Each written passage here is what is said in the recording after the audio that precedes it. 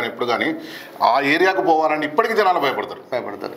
అంటే అదొక భయం అయితే ఉన్నది ప్రజలలో. పల్లెటూరు నుంచి కూడా ఒక పిల్లాన్ని హైదరాబాద్ పంపాలంటే అబ్బో హైదరాబాద్ చదువుతావు బిడ్డ, బాగా మందున్న కాడ తిరగవు బిడ్డ, అటు పోవద్దు బిడ్డ, ఇటు పోవద్దు అని చెప్తా ఉంటారు. ఎందుకంటే ఈ భయం వీళ్ళ మాటలలో మీరు గుర్తుపెట్టుకోండి మిత్రులారా.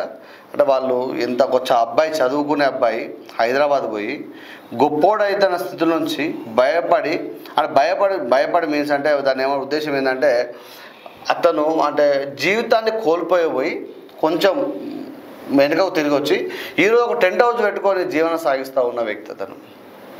అంతే కదా. ఇద్దరు మిత్రులు చనిపోవడం జరిగింది. మొన్ననే కాల్ నుంచి ఒక ఇనుప ముక్క తీయడం జరిగింది. అంటే గత 12 సంవత్సరాల నుంచి కూడా వాళ్ళు ఆ నరకయాత్ర అనుభవిస్తూ ఉన్నారు. అంటే మన జిల్లాలోనే ఇక్కడ ఉన్నంటే మిగతా జిల్లాలో ఇంకెంతమంది ఉండొచ్చు. వాళ్ళ పరిస్థితి ఇంకా ఎట్లుందని మీరు అర్థం చేసుకోవాలంటే ఏదేమైనా అంటే మన దేశం కూడా మనకు అన్యాయం చేయం మనం.